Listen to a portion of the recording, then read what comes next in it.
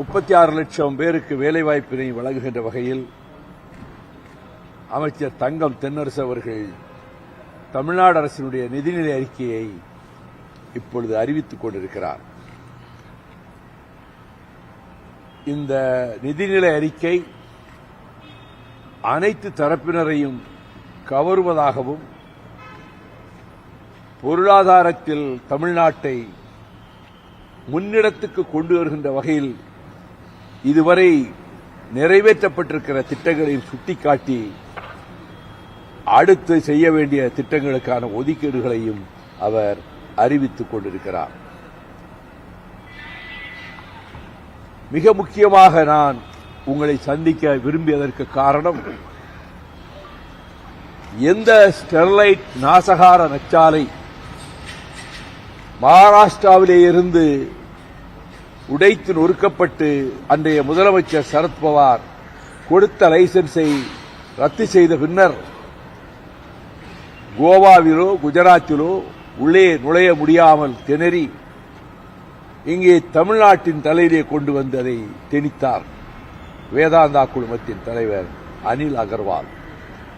அதை தொடக்க நாளிலே இருந்து எதிர்த்து போராடி ஒரு 6 முறை உண்ணாவிரத போராட்டம், ஒரு நடைபயணம், ஒரு முற்றுகை போராட்டம் எல்லாம் நடத்தி பின்னர் உயர்நீதிமன்றத்திலே ரிட் மனு தாக்கல் செய்து சென்னை உயர்நீதிமன்றம் ஸ்டெர்லைட் ஆலை மூட தீர்ப்பளித்த போது அவர்கள் உச்சநீதிமன்றத்திலே தடையாணை பெற்று ஆலையை தொடர்ந்தார்கள். தொடர்ந்து 33 வாய்தாக்களுக்கு நானும் வழக்கறிஞர் தேவதாஸ் அவர்களும் சென்று உச்சநீதிமன்றத்தினுடைய அமர்வில் பிரதானமான காரணங்களை வரிசைப்படுத்தி நிச்சயம் வெற்றி கிடைத்துவிடும் என்ற நிலையில், ஆனால் நீதிமன்றம் ஸ்டெர்லைட்டை இயங்குவதற்கான தீர்ப்பை கொடுத்தது. அதன் பின்னர் மீண்டும் தூத்துக்குடியிலே நச்சுப் புகை பரவிய நேரத்தில் ஆலையை மூடுமாறு அன்றைய முதலமைச்சர் ஆணையிட்டார். அதை எதிர்த்தும் உச்சநீதிமன்றத்திற்கு சென்று தடையாணை பெற்றது வேதாந்தா நிறுவனம்.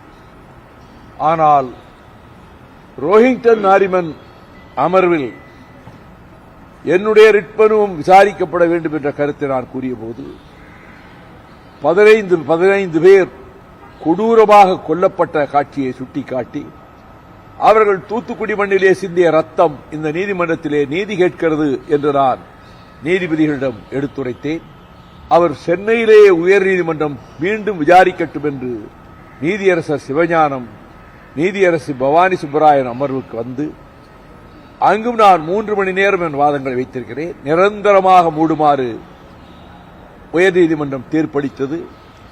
அதை எதிர்த்து மீண்டும் உச்சநீதிமன்றத்துக்கு சென்றபோது உச்சநீதிமன்றம் சென்னை உயர்நீதிமன்றம் அளித்த தீர்ப்பையே உறுதி செய்து நிரந்தரமாக மூடச் செய்தது. ஆனால் உலகின் சில நாடுகளில் கருப்பு பட்டியலிலே இடம்பெற்றுவிட்ட வேதாந்தா குழுமம் இப்பொழுது அதே நச்சாலையை வேறு வடிவத்தில் புதிய முந்தை பழைய கள் என்பதைப் போல பசுமை தாமிரம் என்ற ஒரு தொழிற்சாலையை நாங்கள் ஆரம்பிக்க வேண்டும் என்று மிக பிரயத்தனப்பட்டு முயற்சித்துக் கொண்டிருக்கிறது. மாசு கட்டுப்பாட்டு வாரிய அனுமதி இல்லை என்று தமிழக அரசு சொன்னதற்கு பின்னரும் அவர்கள் எப்படியாவது அந்த பசுமை தாமிரம் காப்பர் கிரீன் என்ற ஒரு தொழிற்சாலையை ஆரம்பிக்க வேண்டும் என்பது, அங்கே இருக்கக்கூடிய ஏற்கனவே இருந்த ஸ்டெர்லைட் ஆலையினுடைய இயந்திரங்கள் எவையும் அகற்றப்படவில்லை. அதே இயந்திரங்களை கொண்டு வேறொரு பெயரில் இந்த நாசகார நச்சாலை பூதம் தூத்துக்குடியிலே மீண்டும் பிரவேசிக்க திட்டமிட்டு விட்டது. எனவே இதிலே மிகவும் கவனமாகவும் எச்சரிக்கையாகவும் இருந்து தமிழக அரசு அந்த அவர்களுடைய முயற்சிக்கு தடையாக இருந்து ஸ்டெர்லைட் ஆலை தூத்துக்குடியை விட்டு நிரந்தரமாக அகற்றப்படுவதற்கான வழிவகைகளை காண வேண்டும் என்று நான் தமிழக அரசுக்கு என் வேண்டுகோளை விடுக்கிறேன். இந்த சூழ்நிலையில் தூத்துக்குடி மாநகர் மக்களும் சுற்றுவட்டார மக்களும் அதிலே சில பேரை ஸ்டெர்லைட் நிறுவனம் பெரும் பணம் செலவழித்து அவர்களை கொண்டு வந்து மனு கொடுக்க செய்து எங்களுக்கு ஸ்டெர்லைட் வேண்டும் என்று சொல்ல வைத்திருக்கிறார்கள். இது எல்லா இடங்களிலும் பணத்துக்கு விலை போகிறவர்கள் செய்கிற வேலை. ஆனால் மக்கள், பொதுமக்கள், மீனவர்கள், விவசாயிகள், தொழிலாளர்கள், சுற்று கிராமத்திலே இருப்பவர்கள் அவர்கள் உறுதியாக இருக்கிறார்கள். எந்த வடிவத்திலும் ஸ்டெர்லைட் இங்கே வரக்கூடாது என்பதிலே.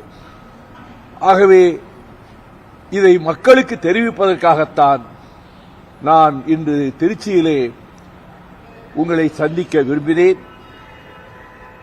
அதே நேரத்தில் அரசியல் ரீதியாக உங்கள் மனதிலே எழுகின்ற கேள்வியை நானே யூகித்துக் கொண்டு பதில் சொல்லுகிறேன். காங்கிரஸ் கட்சி திராவிட முன்னேற்றக் கழகத்தின் தலைமையிலான கூட்டணியில் நீடிக்குமா நீடிக்காதா என்ற ஒரு கேள்வியை 1-2 ஏடுகள் முன்வைக்கின்றன. காங்கிரஸ் கட்சியைச் சேர்ந்த ஓரிருவர் திராவிட முன்னேற்றக் கழகத்தை சாடி விமர்சனம் செய்து அவர்கள் அறிக்கை தந்தார்கள். ஆனால் தமிழ்நாடு காங்கிரசின் தலைவர் செல்வ பெருந்தகை அதை ஏற்றுக்கொள்ளாமல் திராவிட முன்னேற்றக் கழகத்திலான கூட்டணி உறுதியாக தொடரும் என்ற நம்பிக்கையோடு அவர் கருத்து தெரிவிக்கிற வேளையில் அதில் ஒரு சிந்தனையாளரும் எழுத்தாளருமான கோபண்ணா அவர்கள் காங்கிரஸ் எம்பி திராவிட முன்னேற்றக் கழகத்தை விமர்சித்ததை கண்டித்து திமுக கழகத்தின் தலைமையிலான கூட்டணியில் நிபந்தனைகளின்றி நாம் தொடர வேண்டும் என்ற கருத்தை தெரிவித்திருக்கிறார். திராவிட முன்னேற்றக் கழகத்தின் தலைமையும்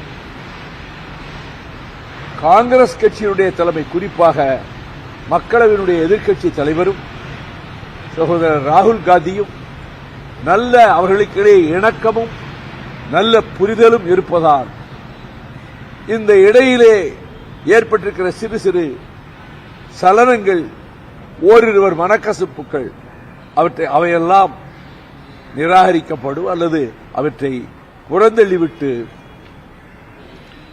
திராவிட முன்னேற்றக் கழகத்தின் தலைமையிலான மதச்சார்பற்ற போக்கு கூட்டணியில் காங்கிரஸ் நீடிக்கும் என்று நான் நம்புகிறேன்.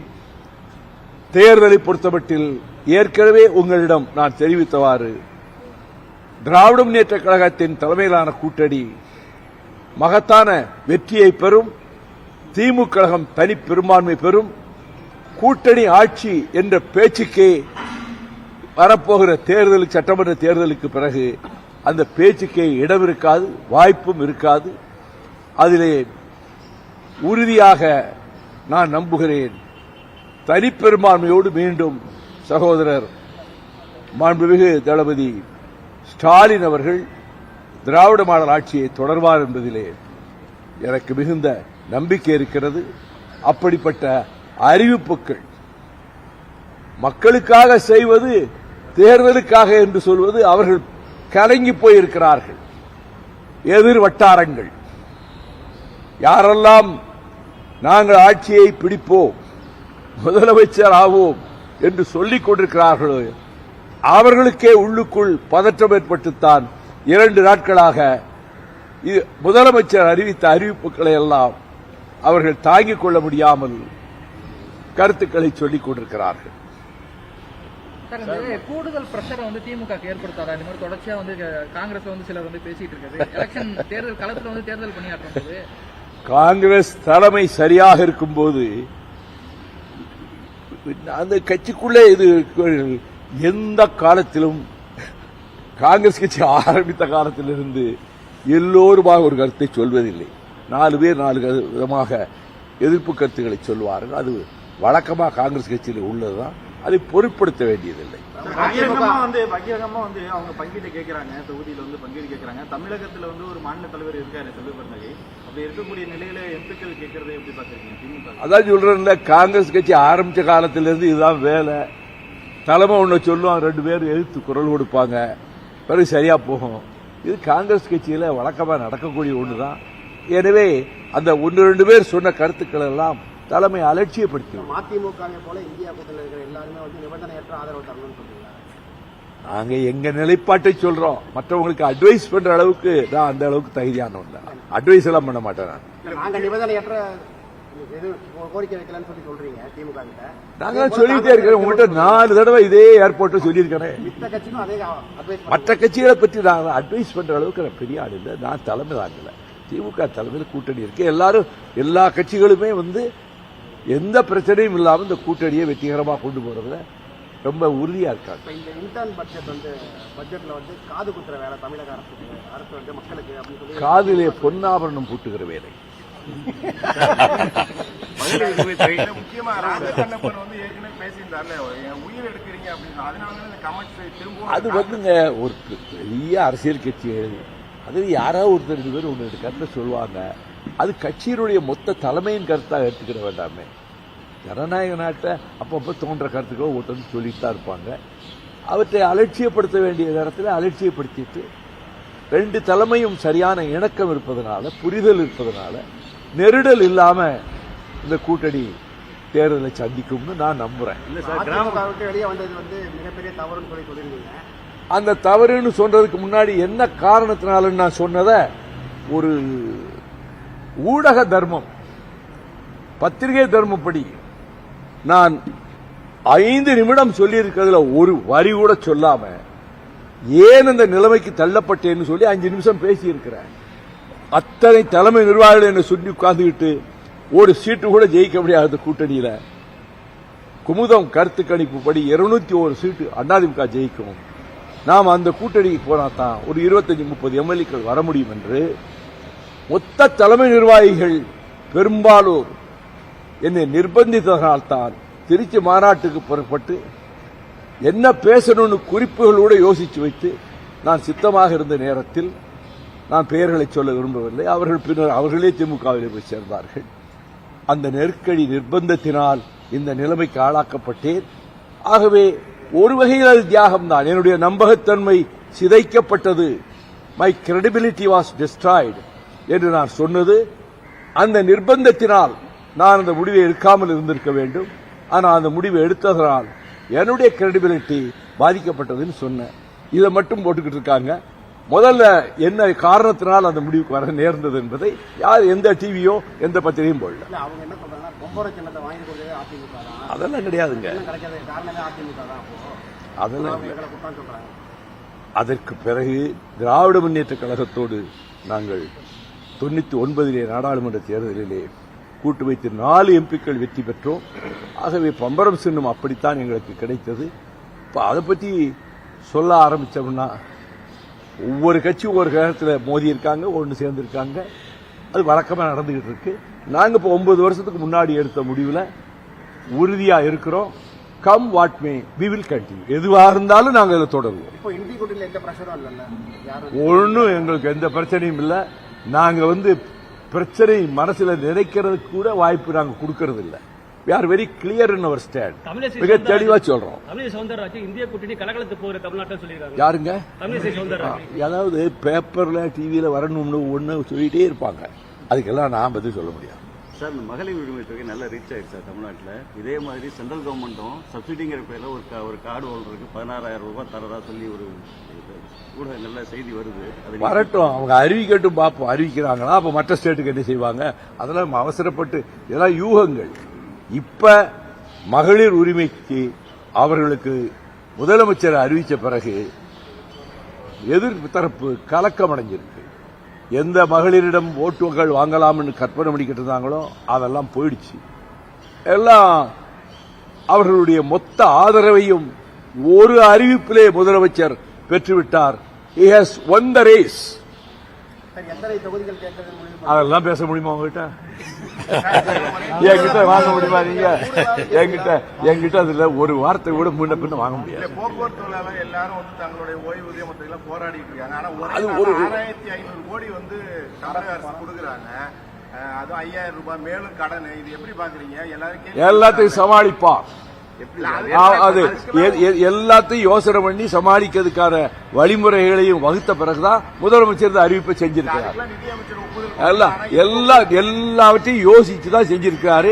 He has succeeded. அவர் வெற்றி பெற்று விட்டார். சார் 10 லட்சம் கோடி கடன் இருக்கு சார் ஆல்ரெடி. எப்படி சமாளிக்க? எல்லா இந்தியாவுக்கும் தான் கடன் இருக்கு, நிறைய இருக்கு. மற்ற ஸ்டேட்டுகள் எத்தனையோ ஸ்டேட்டுகளுக்கு கடன் இருக்கு. அதை எப்படி ஈடுகட்டணுங்கிறதுக்கு திட்டம் வகுப்பார், அதில் ஜெயிப்பார்.